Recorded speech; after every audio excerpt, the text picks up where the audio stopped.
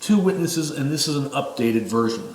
So I'm going to be a little faster with certain things, and hopefully I can give you a lot more information with this video. And to make it worth your while to actually sit through a second video on a topic that you may have already heard.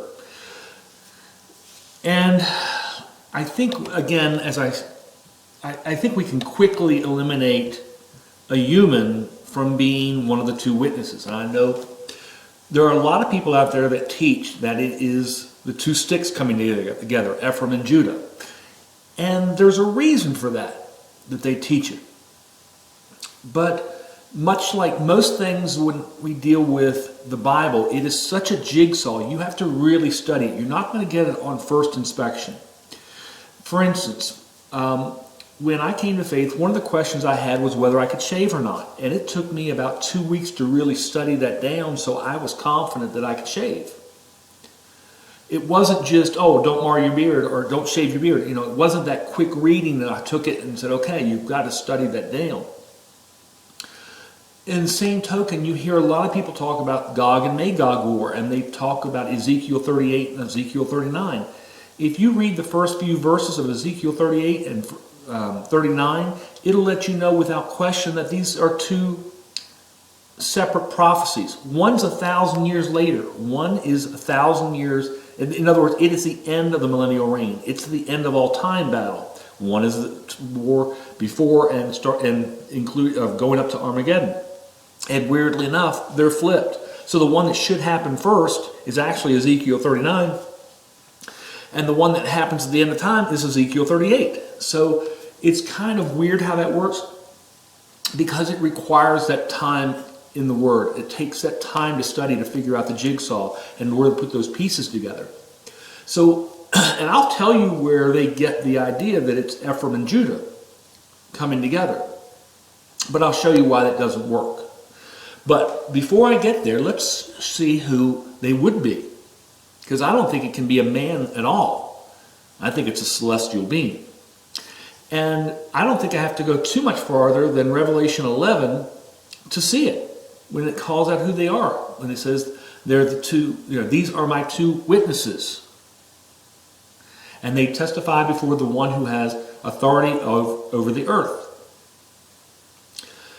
Now, the first word is, what is the word witness? Well, in the Greek it is martys, which is an eye or ear witness. They've heard something or they've seen something. We think about a witness in trial. What are they going to do? They're going to testify as to what they saw or what they heard. But the issue here is he says these are my witnesses. So what are they testifying about what they've seen or what they've heard? It's going to the things with the Creator. Now, as celestial beings, they've seen what's happening on earth. They can testify without question of what was happening in 1100 or 300 BC. Pick a year, they've probably seen it and they can testify on it. Okay? But who are they testifying? And then what they do is they prophesy. Prophesying is, the word is prophetio, and it's foretelling as God has revealed. Now we know that prophecy can come to humans as well. But who's to say it's not there from angels? Okay? So what we really come down to here, and the key to this is actually going to come in Zechariah 4. In Zechariah 4, it mentions 2 olive trees. Now, you've heard 2 lampstands, and you're thinking, I'll get to the lampstand portion, because that throws the monkey wrench in it. But you've got 2 olive trees, and the 2 olive trees stand beside the one lampstand in Zechariah 4. Zechariah 4:14, there's only one lampstand. That should be the Messiah. Now, it says they stand... Now think about this as well. You've got the same quote. They stand before the one with authority of the earth.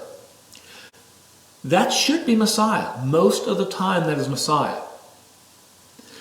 Matthew 28:18. Then Jesus came to them and said, all authority in heaven and on earth has been given to me. So all authority. So he is the one with authority over the earth, right?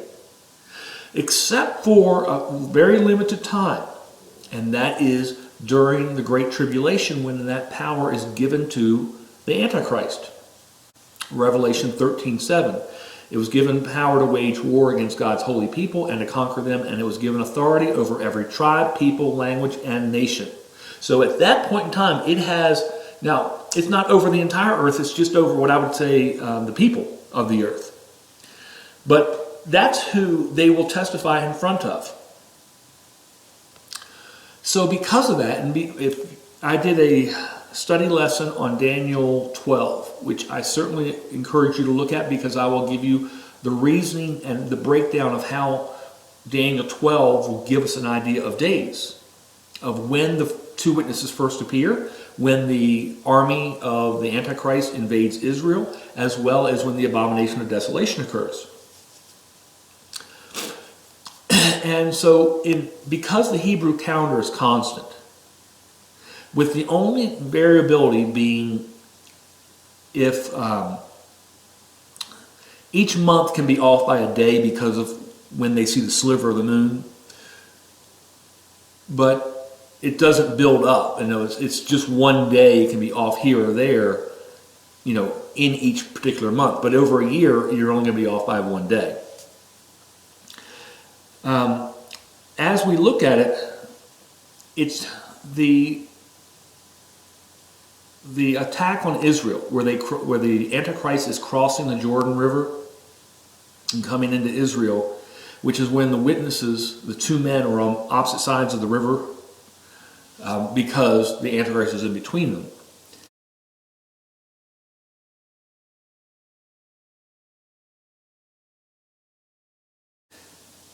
That's going to be 39 days prior to Passover. In any given year, it's 39 days prior to Passover. Now, we can also do the math because of that. Because we know when they come in, we know when they die.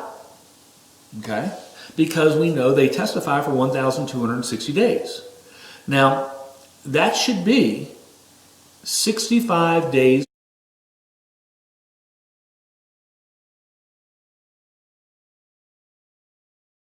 prior to the Day of Trumpets in any given year. And again, it can be off by a day because of where the, sighting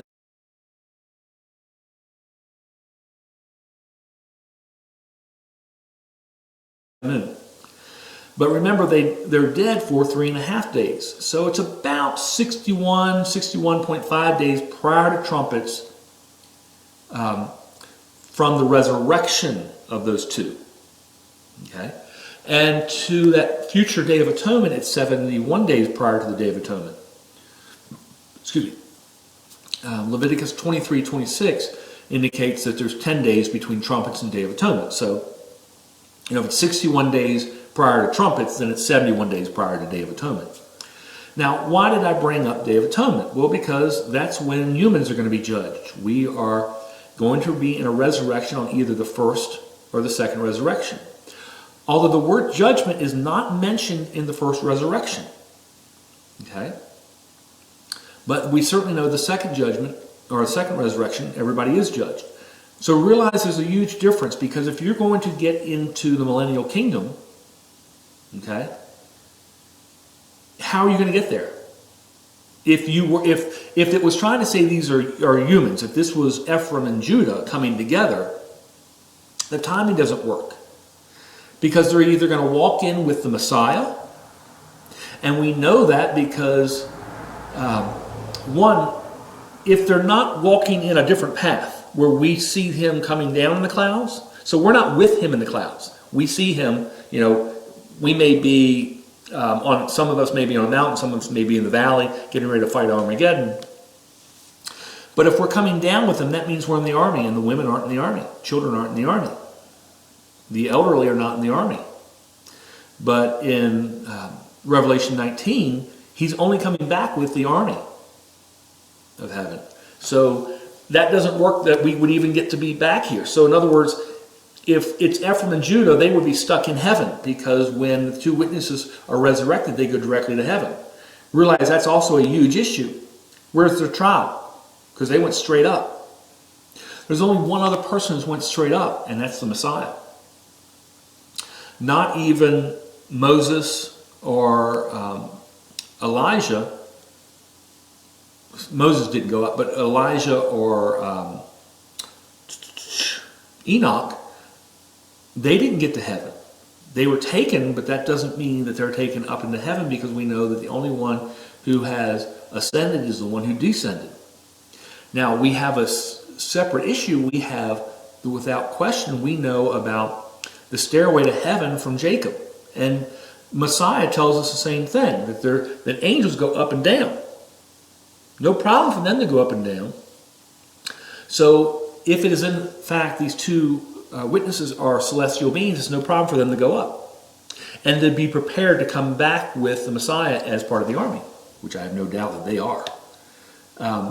We see that in Genesis 28:12, and then Messiah in John 1:51, he tells Nathanael that Nathanael will see heaven open and see the angels of God ascending and descending on the Son of Man.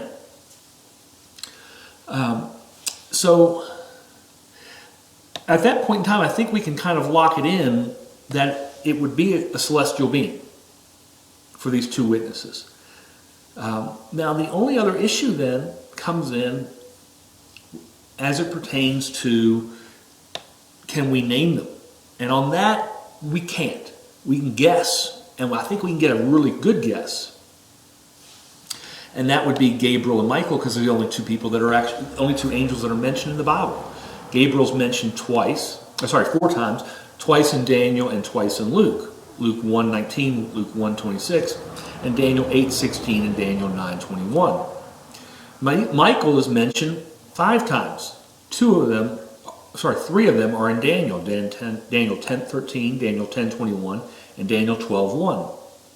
Daniel 12:1 is again talking about those two witnesses. That's the two witnesses chapter. That's where you're identifying a lot of that. Again, see Daniel 12 teaching. He's also mentioned in Jude 1 through Jude 1 and 9 with regards to Moses, and Revelation 12:7, as in kicking out those fallen angels and Satan from heaven. So realize that out of 9 times these two angels are mentioned, 5 of them are in Daniel, which is Daniel 12 is giving that prophecy of two witnesses. So I would guess, and I think it's, I've got pretty good odds that it would be Gabriel and Michael. Can't say that, but I would think without question it's a celestial being. Now, let's look at the argument for this. No, they've got to be Ephraim and Judah, or people. And the reason for that, the best argument they have is Revelation 1:20. Because the lampstands are the called out ones, the ecclesia. And you can think, oh wow, so if they're lampstands, it's got to fit. And the olive trees, well, we can say that's the 2-stick theory coming together, right? So that really works. Except for the fact, remember, this is a jigsaw. It takes a lot more than just the cursory glance to figure it out. You've got to work it. And when you work it, you realize they don't work. It's put there to kind of catch people who just want to put in a minimal amount of time. The timing is off. They die before the Messiah. The two witnesses die before the Messiah returns. But the first resurrection is after the Messiah returns. So that doesn't work it out. Again, we just indicated they're off by about 70 days. So it only takes one verse to throw out the theory. Then how do they get back to earth? Because the Messiah only comes back with the army of heaven, Revelation 19:14. So if it was Ephraim and Judah, only some of them are coming back. The 2 sticks are the Exodus. We have a different path. 2 witnesses are a totally different entity. And people have kind of mixed those things up, but it doesn't work. And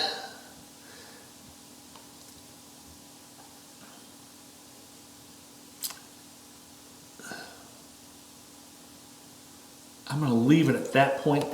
I could go into some further studies, and I'll tell you I will do some further studies as it pertains to the Transfiguration, because at that point in time we had those 2. Actually, I do need to add one other point. Where it was Moses and Elijah came to testify to Messiah. But Moses and Elijah at that point in time, would they not be in Sheol? In other words, would it be the spirit of Elijah and Moses? And when we hear, these individuals, the 2 witnesses, and refer to them the same, would it not be the spirit of them, and I would think of Gabriel and Michael, or at least two celestial beings, the ones that are close and beside the Messiah at all times. And we have that in Genesis 17 and 18, or 18 and 19, as it pertains to Sodom and Gomorrah. Because remember, the Messiah came with two angels beside him, and then he stayed to talk to Abraham while they went to Sodom and Gomorrah.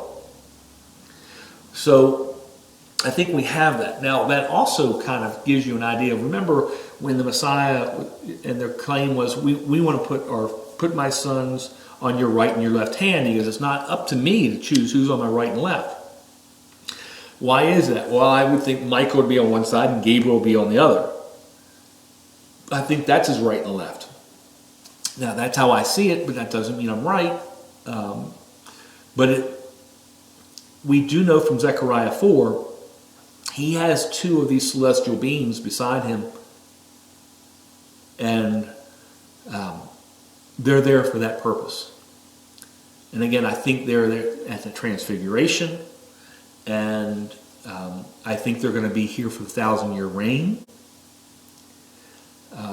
because they're beside the one who has authority over the earth, and the Antichrist only has it for a limited period of time, and while he has it, they're in front of him. And then they go back to who they belong to and where they're supposed to be. Because at that point in time, the Messiah is coming, and he has authority over everything, over heaven and earth. He's got that authority. He says it, he does. So if he says he does in Matthew 28:18, then he does. So since he has the authority, that's where they're going to be.